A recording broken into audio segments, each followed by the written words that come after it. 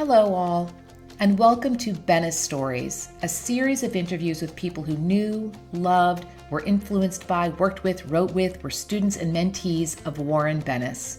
This is Kate Bennis, Warren's daughter.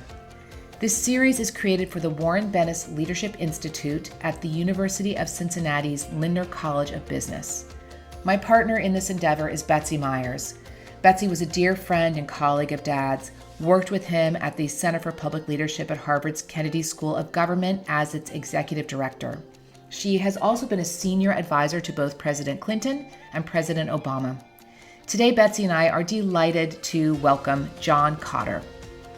Internationally known and widely regarded as the foremost speaker on the topics of leadership and change, Kotter is recognized to be the premier voice on how the best organizations do change and transformation. He has authored 17 books on the subject, including 12 bestsellers. His books have been printed in more than 120 languages with sales exceeding 2 million copies. His international bestseller, Leading Change, which outlined an actionable 8-step process for implementing successful transformations, became the change Bible for managers around the world. His articles in Harvard Business Review over the past 20 years have also sold more reprints than any of the hundreds of distinguished authors who have written for the publication during the same time period, which is amazing. In 2007 and again in 2009, Thinkers 50, the global ranking of management gurus, placed him among the list of the most influential thinkers.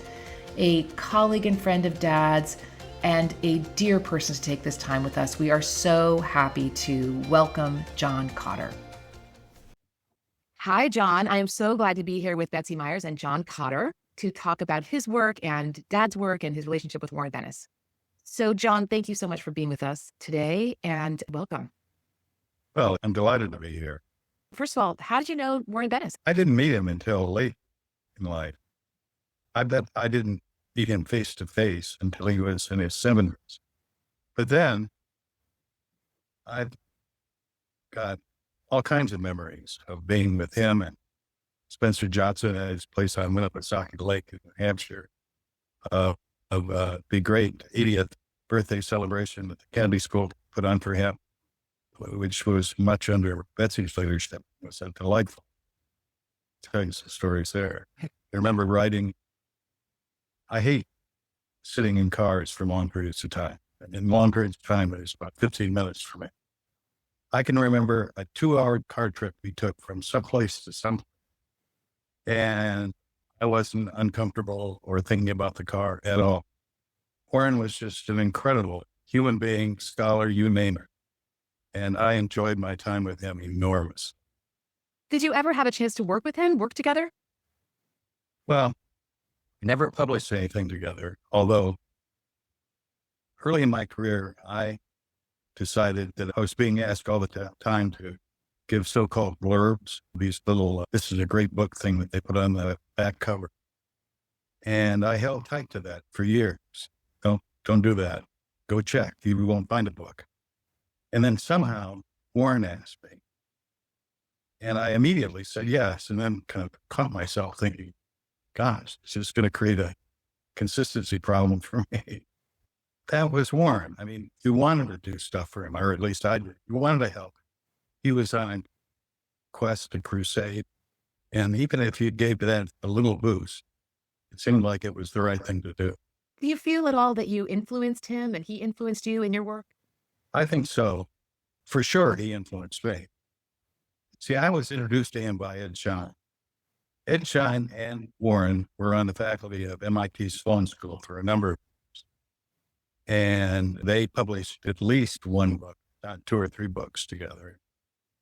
Then Warren left to go to the University of Buffalo in some kind of a provost or important position.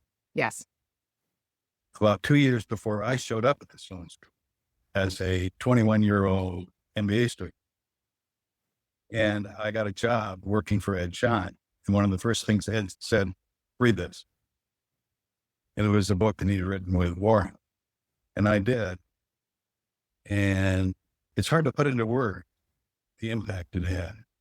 But it was like, what I just read is important. I can't articulate entirely why it's important. But this is really important stuff. He's got his finger on something that speaks to the future. That's how I met Warren without meeting Warren, so to speak. And then years later, I'm not sure what brought us together, but we spent a lot of time out in his 70s and 80s doing things, which was always a pleasure. Yeah. I pulled out my phone before you came on, went to Gemini, which is one of the AI apps, and said a few things. See if I can pull it. And it says, Warren Bennis was a highly influential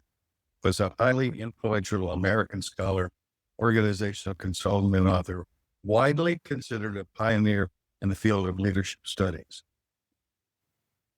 I think Warren took leadership from the dark ages, so to speak, started saying things that were relevant to the type of era that we've moved into here at the start of the 21st century.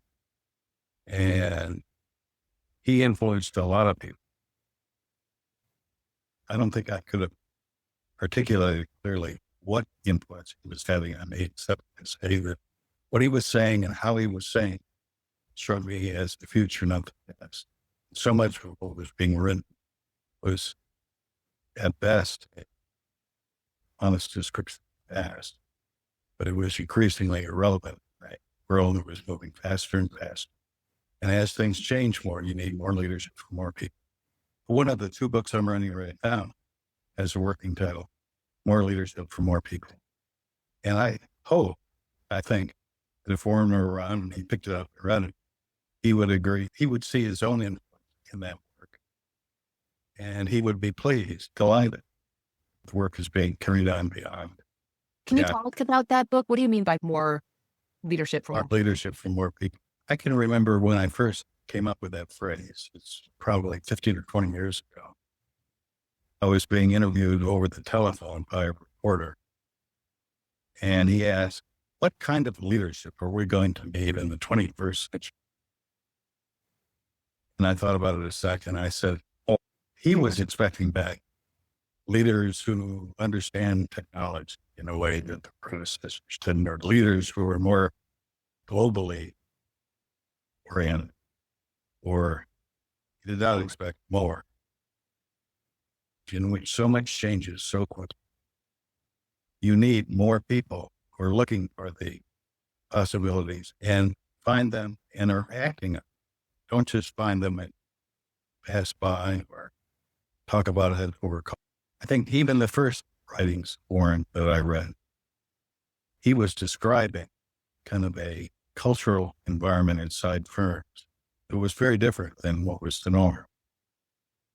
And it felt right for a world that is being disrupted more and more, happening so fast, in which you can't rely on even one larger than life person anymore.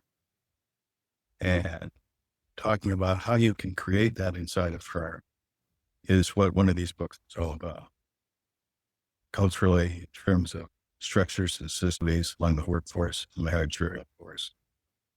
I think it's going to be a useful book, and one to which Warren, in his own way, contributed a great deal. How do we create leaders at all levels, right? How do we instill in people that sense of agency and responsibility? So as a student, as a 19, 20-year-old student in Cincinnati, Ohio, how do you start to be a leader? How do you take on that responsibility, even if you're young and even if you're new? I think a lot of it starts with just simply recognizing that as a youngster, if you're interested in finance, you're going to be successful in your career in this kind of context we're in. And if you're going to make a difference, and if you're going to feel good about it, you're going to be doing more than finance. You're going to be providing leadership in the finance area, or the same thing for marketing, or the same thing for factory operations. And part of what Warren did, I think, was so effective, is he could make people instinct his kind of leadership for many people. Are you kidding? That's ridiculous. Not enough people have the right genes. It's kind of the attitude. And Warren would so patiently take a person with that mindset and walk him over to a new mindset that said, no, actually, to be successful and to enjoy yourself, got to provide leadership too in whatever area you're involved. And you can. It starts with just recognizing what the real job was. And I think we're going to find firms and governments and non-governments increasingly forced by broader forces to create environments in which more people can and want to provide leadership, to create a prosperous organization and a prosperous world. Achieving those goals, feeling good about it.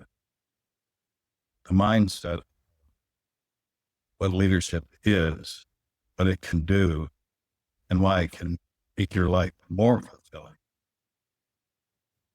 which comes from Warren, is increasingly important and central for all of us. He used to always say that leaders weren't born, they were made. Is it a natural thing, or is it something that you grow into? Stepping into the opportunity to lead and lead your own life, understand who you are and the impact you're supposed to have in the world. And I'm always shocked in my own work when people don't think they're a leader. I'll actually ask audiences, how many in the audience think you're a leader? And half the hands will go up. Right. And I would say, well, at the very least, you're leading your own life, right? Like, right. People just don't associate, oh, I'm actually a leader. But I think that needs to change. And that's what your book is going to be about. Right. And I bet you if you asked that same question to an audience 20 or 25 years ago, you wouldn't see half the hands go up. You'd see 10 hands go up, sort of like that. And a little puzzled face, like, what she asked. So true. So what do you think leaders today most need? They most need the understanding, the conviction, and the courage to actually get out there and lead. I was sick of lists of traits or behaviors. A great leader has these 17 traits because, among other things, once you put up the 17, eliminates almost everybody. So we're back to nobody can really provide leadership, really silly. His style of writing and speaking, his deep understanding, human nature. He could make the argument, and even the cynics slow down a little bit, listen, which is what we need more of right now. Our people just convincing the world that leadership is important for all of us, that the whole made is a device to try to change the subject. And although he didn't live to see it, never wrote about the specific connections about turbulent forces and lots of other very, very powerful forces, cybersecurity, renewable energy. So all kinds of enormously powerful forces that are creating a swirly environment, more change than we've ever seen before. And in that world, we need all the leadership, as many people as possible, to keep this from turning into chaos and to keep the horrible downside scenarios that are possible with these turbulent forces from creating a world that we don't want. I would love to hear your professional journey story. You were so young when you were getting your MBA at Sloan? 21? Yeah. 21? Oh, I did the youngest. When I was promoted to full professor at Harvard Business School, somebody noted that, at least given the written records that they had, I was the youngest person to become a full professor ever. Wow. Since the start of that school. My leadership journey was influenced undoubtedly by some of my early experiences. And then I ended up, even though I'm an introvert, becoming the president of my high school class, the president of my college class, the president of my college fraternity. I don't know how. All of those experiences got me more and more interested in what it took in those kinds of jobs to make a difference. I'm sure that my interest in leadership went all the way back to while I was still in school. My doctoral thesis was on big city mayors in the 1960s. This is being done at Harvard Business. Paul Lawrence, my thesis advisor, always interested in the difficulties cities were having in the late 1960s. They were going up in flames. There was a tough time. I got in there. He would have done something more structural, something more, what form of city government works best to avoid destroying our cities. And I turned it into, in a sense, a study of the mayors themselves, and found indeed of the three most successful mayors by expert panelists rated them. The one thing they had in common is Warren would have said, these three guys, real leadership, even though as personalities, they were very, very different. The guy that was the mayor of New Haven, Connecticut, was kind of an old-time Irish politician. The guy that was the mayor of Atlanta was actually a small business. And the guy that was the mayor of Dallas had been one of the founding members of Texas Instruments, and he was the CEO of Texas Instruments for a number of years and then retired. Right. But they all had something that Warren could see and wrote it. And it was a wonderful opportunity for me to see up close, because that's the kind of research I do always, not handing out questionnaires or getting big data dumps from somewhere that allegedly say something about leadership, but interviewing, watching. What were their qualities that made them great mayors? They need to lead. But each one of them had work, create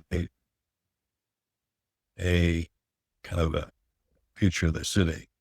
Each one of them worked to endlessly communicate that vision across the city, and not just within the city government, across the city, people who live there. And every one of them execute those visions, make things happen. And they really do. I feel somehow a lack of vision in lots of leaders these days. What I'm not hearing from a lot of leaders is a strongly stated, clearly communicated, aspirational vision. And quite conceivably, first person to talk about vision as a central core component of leadership may have been Warren. That's really interesting. Certainly that is something he believed. Great leaders put vision into action, I think is what great leaders put vision into action. So what you hear about the leaders is that they had a vision, they communicated it relentlessly, and then they executed. Yep. I found interesting was that there's no set behaviors or traits of a leader. You said these three leaders are all so different, yet they had similar ways that they communicated their purpose or their vision that made them successful. And when you talk to people in the cities who were maybe newspaper people or other people in the city government or business leaders, they would talk about guys' vision, communication of vision, and then making it happen. It's incredible. Again, I'm doing this work on the road, flying to the cities, interviewing people at age 22, 23. And at the time, I was too young and naive to recognize how extraordinary it was that these people would actually, but they would. And I loved it. When did you move into your interest and your prolific writings and in research around change? Where was that in your trajectory? I think I started with an interest in the performance of organizations. From the mayor study alone, I started talking about leadership. And then studying more and saying, what does the leadership create? It's creating action that serves people and then increasingly changing environment. In a static environment where everything is pretty nailed down and working well, you actually, in the short term, don't need great. We've got a structure, a situation that works. The more things change, the more you need it. I began to get a sense of that in doctor program mayors, because that was time in which there was a lot of turbulence in cities. And I don't think people recognize today nearly how turbulent the world is becoming, how it's going to stay turbulent, and how much that means. It's essential for all of us, our children, grandchildren, that we step up to the plate and get more of us, provide more leadership, more that can take advantage of the possibilities that come in the way that is. Hazards, as we know from the newspaper, even reports about AI are huge. But so is the upside. I mean, Warren had a very, very positive, big attitude of light in the world. It can be better than this. And he talked about that in a way that was credible. So much of the world can be better was written, and is still written at a kind of a la-di-da way. Oh, we could do so much better. There's so much upside. Oh, it just works fine. Well, this doesn't get you very far with a lot of people. But Warren could talk about the same issues and slow people down and get less. And I bet through people like me, they're still learning. Of all the books you've written, do you have a favorite book? The most influential book is probably been, so it's 30 years old and it still sells. The book that I personally have an affection is My Little Tale of Penguins on Me. That was a writing concept came from a businessman who was a German working for an American company over in Germany, and hiring a natural artist to draw the penguins and writing out scenes where we gave those drawings dialogue, a couple balloons with dialogue in it, and telling the story of how they saved their colony was just enormous. Did that have any interaction with Spencer Johnson and his work, Who Moved My Cheese? Yeah. Whenever I got nervous because my Harvard colleagues were doing the,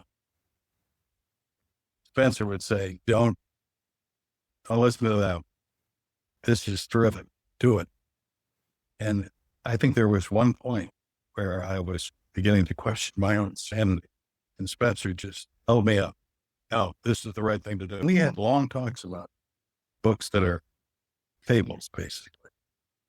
I can sit or remember a picture in my mind, Warren and Spencer and I sitting around yakking about many things, but one of which was fables. Why they happen after great talks.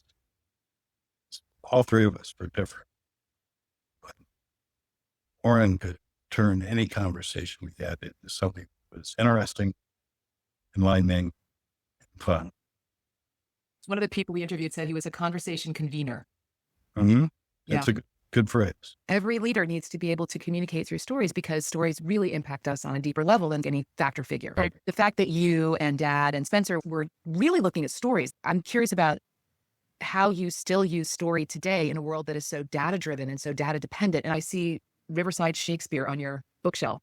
And of course, Riverside Shakespeare is in every office I have, those stories that will last forever. Are we still using stories enough? Are we overwhelmed with data in trying to make change?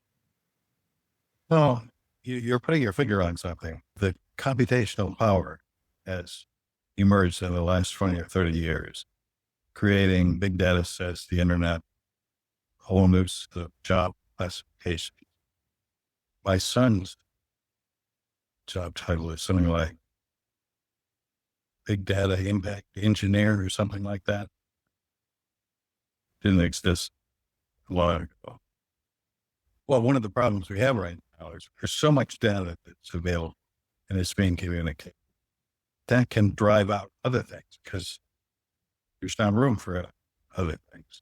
One of the things that's been driven out, quite possibly, is the craft of storytelling and communication of lessons and ideas, facts through stories.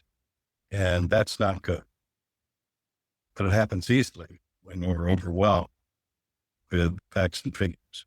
John, with this AI happening so fast and companies are trying to grapple with it, that's such a huge change, right, in our world society.